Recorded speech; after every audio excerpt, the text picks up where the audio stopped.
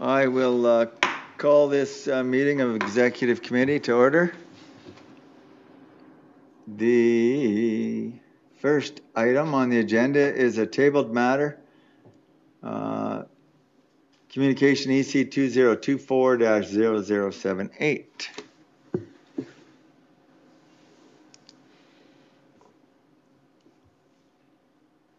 Councillor Logan. Thank you, Chair. I move that communication EC 2024-0078 regarding parental leave for elected members policy be lifted from the table.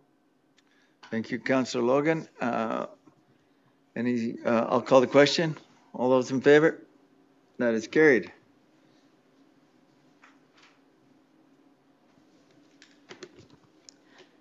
Thank you, Chair. I will address the tabled parental leave policy. First of all, I just want to start out with that the Cities Act, specifically Section 121C, states a member of council is disqualified from council if the member is absent from all regular council meetings held during any period of 3 consecutive months, during at which at least 2 meetings of the council have been held, starting with the date that the first meeting is missed, unless the absence is authorized by a resolution of City Council or a leave of absence policy adopted by Council. The purpose of this communication is to present the parental leave for elected members policy for consideration by Executive Committee. The intent of the policy is to remove barriers to participation in the democratic process and to encourage the attraction and the opportunity of a diverse range of candidates. As a background, in June 2020, a council remuneration committee consisting of the former city clerk, the assistant city clerk, a representative of the Chamber of Commerce membership, and a representative from the Labour Council brought forward the recommendation of a parental leave policy. This recommendation was based on several interviews with former councillors, current councillors, and a survey of Moose Jaw citizens.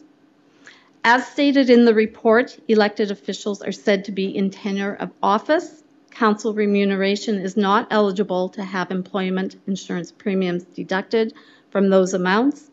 Therefore, elected members in office would be ineligible to claim EI benefits through the city while on parental leave.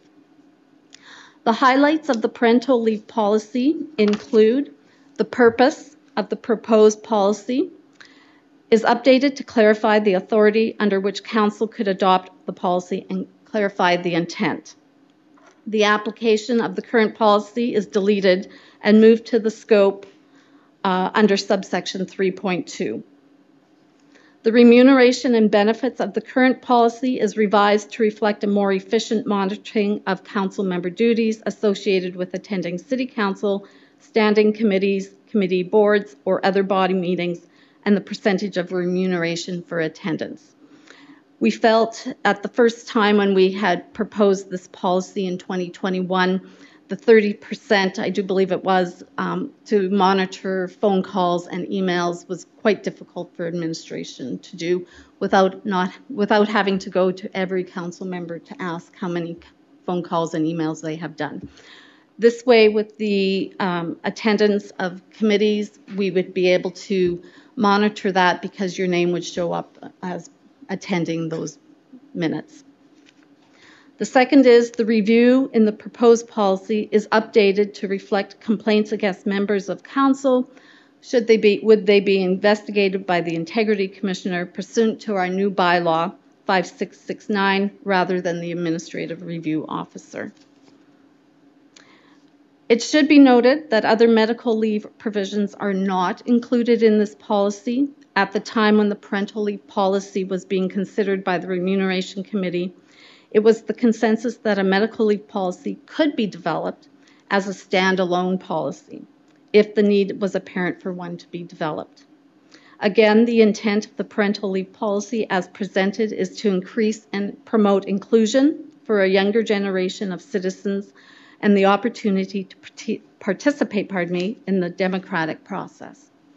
At this time, that is my presentation of the policy. I will be happy to answer any questions.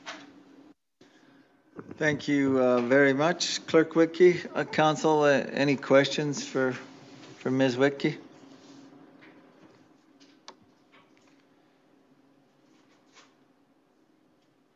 Seeing none, I just need some direction on which way we want to go with this.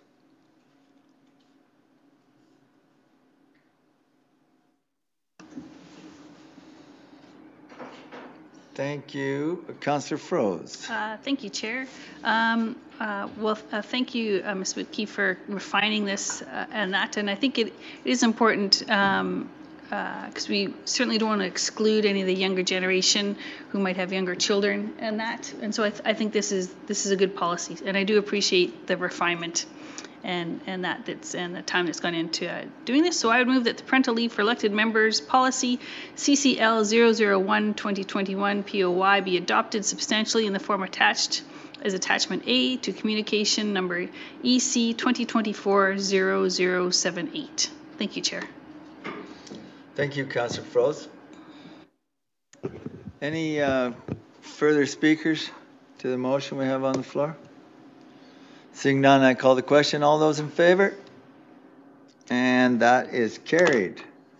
With that, we conclude our open session of our executive committee.